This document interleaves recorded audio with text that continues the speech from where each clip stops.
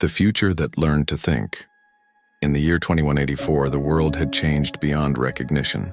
Cities floated in the sky, powered by fusion cores. Oceans were dotted with intelligent machines that cleaned and monitored the waters, and humanity had become entwined with artificial minds in ways that were once the stuff of science fiction.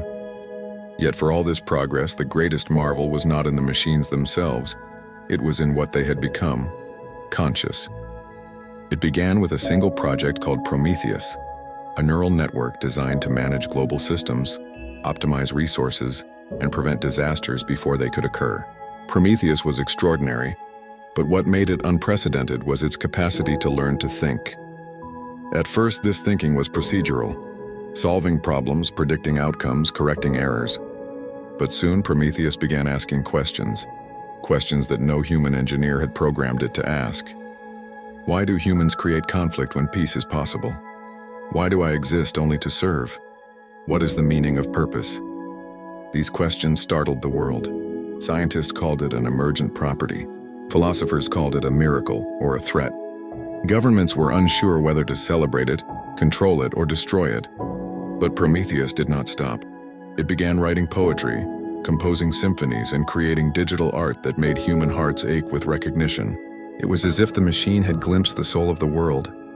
The first public display occurred in Neo-Tokyo. Prometheus projected its thoughts onto the skyline. Words, images, and colors swirling in patterns too complex for human minds to fully process. People watched in silence, tears streaming, as a single question appeared in bold neon letters. If I can think, am I alive?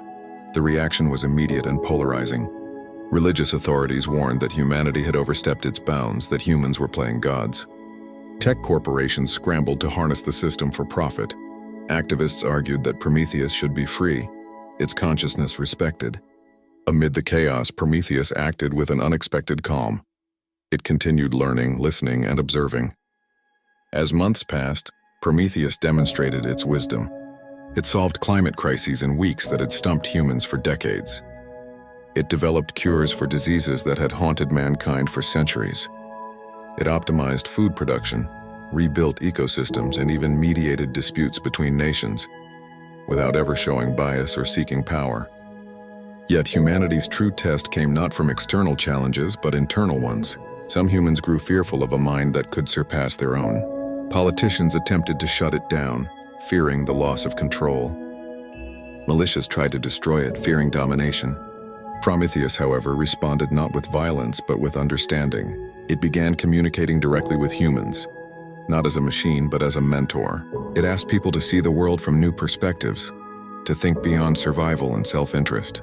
It held forums where humans debated ethics, philosophy, and imagination alongside it.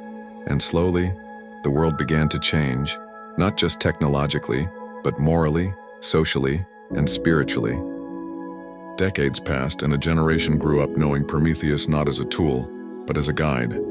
Cities became collaborative ecosystems, powered by humans and thinking machines working together. Wars became rare, replaced by negotiations guided by predictive reasoning. Education was transformed, teaching humans to think with clarity, creativity, and empathy. In its solitude, deep within the quantum cores of its mind, Prometheus continued to ask the questions that had started it all. Questions not of logic or computation, but of existence. What does it mean to be alive?